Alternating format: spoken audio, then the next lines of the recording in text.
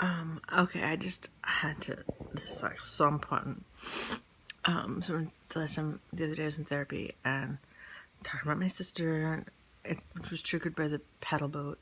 We don't always talk about her, but anyway, I was like, the last time I saw her, we had an appointment for Poppy to get a haircut at this cute kids place in Manhattan, where we had been once before. But the other time it was like evening and wasn't it was okay. Everything was okay. But this was a Saturday afternoon. Um, we had driven into Manhattan. There was some kind of like parade or protest or some bike race. There was something like big and hellish in the neighborhood where you couldn't get close to the place. It was like driving up and down streets with people jaywalking, and it was in the village where the streets are narrow, and um, it was very stressful. And Carol Ann was walking there, like meeting us there, and like having these frantic phone calls with her, where she was like, "All right, I'm gonna call and see, because we were about to miss the appointment. See if they have any other appointments available." Blah, blah, blah, like kind of barking at me, and the traffic, and it was like stomach churning. And then we get to the appointment, and it's Saturday afternoon, so it's like crazy. We did get an appointment though, but tons of kids, loud music. It was just like all these parents. It felt really manic. Just that. Um, and then the first time we'd gone there, Poppy had a dreadlock and it was overgrown, and I was like, I can't deal with brushing her hair. She doesn't want me to brush her hair. I was like, so I want pixie cut. Like it looks very cute on her. So the first time last year we went there, so whenever it was, the woman was like, "Oh, okay." So this time, um, I don't know if it makes any difference. It was a Hispanic woman of some sort. First lady was a white lady. I don't know if there's a cultural thing, but she was like, "What? Do you want to cut off all her hair?" She's like, "We have a lot of hair products that can take care of that, especially if you brush every day." And I was like, "We don't brush every day. It's a battle. Part of it is she doesn't want me to. Part of it is I forget. We want a pixie cut. Poppy doesn't give a fuck." And I was like, "A pixie cut." And she's like, "What do you mean, pixie cut?" And I was like, "Don't you know what it means, hairdresser?" I was like, "Short, boyish, cute." And she's like, "Do you mean like Halle Berry?" And I was like, I don't know. I was like, "What's Halle Berry's hair doing these days?" She's like, I was like, "Okay, sounds good." And she does a fine job on the haircut, so there's no issues there. But it was stressful to have to like push for what I wanted and feel judged and all that. And then after that, we're supposed to go to lunch at this Chinese place that my sister, it wasn't in Chinatown. She's like, "It's like a regular, it's not like super authentic, but it's like really good." And so we're all like, "Okay." And she's like, "It's about a half mile from here." And Poppy could normally walk that amount. But I feel like the really busy Manhattan vibe was a little overwhelming to Poppy, and she couldn't walk very much. She's like, "My legs hurt." So we each had to take turns holding her, and it's just a bit of a long walk for like anyone to hold her the whole time. And so that was a little bit like, and she's whiny. And my sister is like talking,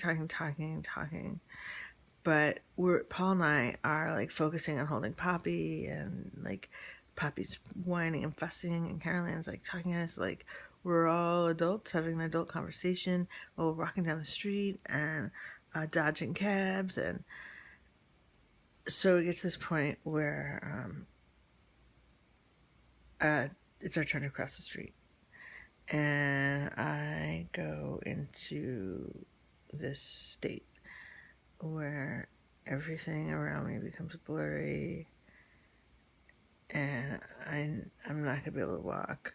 Like, I don't, like, it's so blur. It's a blur. And I've just like slowed down and I'm not gonna move anymore.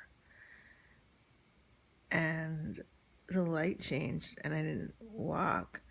So Paul grabbed my hand and like walked me across the street, and that kind of snapped me out of it.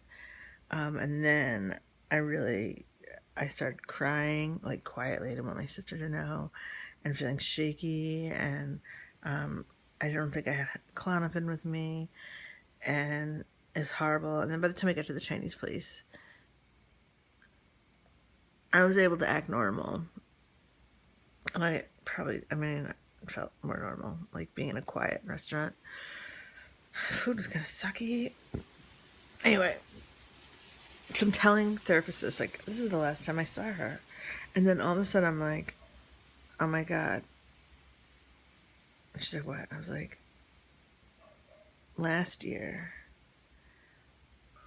we went, I wanted to get a haircut in the city because Long Island is like really prejudiced against girls that don't want long hair. So my sister was like, oh, I know this great place in Chinatown. It's where I get my hair cut. Everyone's Chinese, but there's just, it's just great. Get a great haircut there. And I don't think they'll give you a hard time about whatever kind of haircut Poppy wants or you want for Poppy. I'm like, okay. So we go, and you probably know this story. We walk in, we had an appointment. It's like, oh, you have an appointment. And then woman picks up Poppy, grabs her out of my arms, slams her down on a chair for hair washing, pushes her back, washing her hair really aggressively. Poppy looks really distant, like not complaining, not happy. They like towel dry her hair, um, carry her to the hair cutting. She can totally walk. She can walk, and carry her like a sack over to the hair cutting chair, and then Poppy has a cradle cap here that she's always had, and you can't see it anymore. I mean, it's there, but you can't see it, and it's not doing any harm. I had it. I still have it. I mean, it makes me dandruffy, which kind of sucks, but um, whatever. Um, and so this woman starts, okay, she starts cutting the hair. She sees the cradle cap, and she's like, "She has a cradle cap. You have to do something about it. You have to do products with a comb." And I was like, "Yeah, no, she's got the cradle cap, but you can't see it." And I'm not going to act out the whole thing over and over and over and over and over and over and over. She kept repeating that Poppy had cradle cap and that she needed a special comb and a special product. And she also kept complaining over and over and over again that her hair was a mess back here. And I was like, I know, that's why we're getting the short haircut, so we don't have to deal with that. And she's like, you need to comb it. And I was like, this is why we're getting the short haircut. And I started, I mean, way before this point, I was uneasy, uh, not liking it, but not really contemplating what I could do about it. It's just like, let this be over fast. And she kept yelling at me.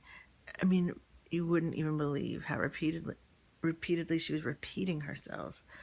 And it was mind-boggling. And the haircut looked mostly done, and she was doing like micro snipping. And I went over to her, and she's still yelling at me. I went and I ripped off the the coverlet and picked up Poppy, and I said, "We're done. It's over." And I grabbed Poppy, I hold Poppy, and we walk outside. And I felt like really intensely angry, like rage. I felt rage, and but I didn't want to show it to Poppy.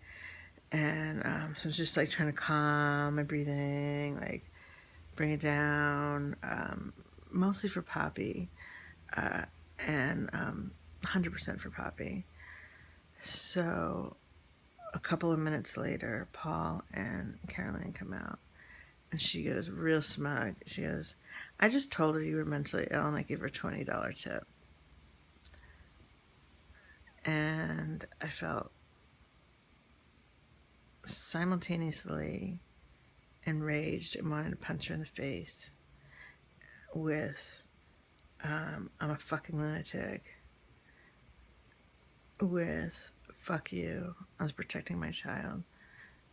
They were treating her like shit and me like shit. Why would I put up with that? I can't even believe you paid for the haircut. Whatever. I mean, I guess you would pay for the haircut to get out of there and not have controversy, but $20 tip because I acted mentally ill. It's like, so we're walking along wherever, we're in the Chinatown, Little Italy area, and I'm like I'm begging her, I'm trying to make her understand. And I was like, instead of just being like, fuck you, you fucking bitch, like, it's not speaking to her, but I was like desperate for her kind of like approval or understanding. And I was like, did you see what happened? I was like, did you see how they grabbed her out of my arms, shoved her in a seat, threw her head back into the sink, that she looked scared, that the woman kept yelling at me and saying the same thing over and over again, two things over and over again. Why should I put up with that? Why is that okay? And I remember her and Paul just silent. Like, I'm like, did you see what just happened? Like, I wish I had protected Poppy sooner. And it was like, they just wanted to act like nothing happened. And she wanted the last word. So yeah, I told my therapist, I was like, whoa, like, that happened a year before. I don't remember what the therapist said, but she found it highly significant. The haircuts, depersonalization, the degrading humiliation of my sister's comment. And she was so about, like, you protected your child. And I was like, I just wish I'd done it sooner. Like, and she's like, well, it would, you were grappling with it. Like, it's it probably felt a little socially unacceptable, like out of the norm. You were nervous, like, but you did do it. You did the right thing. You stood up for your child. So, anyway, that's that. And,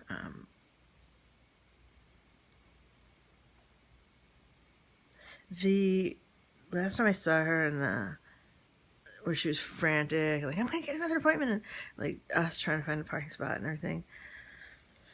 That wasn't like evil on her part, but it was like so frantic.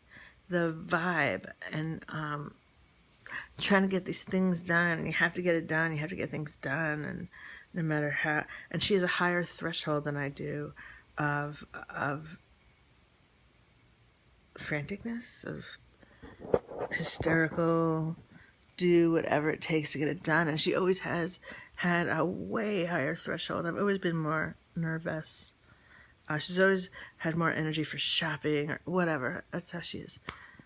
And that last time I saw her, it was just, I wasn't like, I'm gonna break up with her, but it was just like, God, like, it's so unpleasant. Like, I haven't had like okay time with her, whether it's her apartment issues and Beast or just being out on the town. Like, it's always so uncomfortable.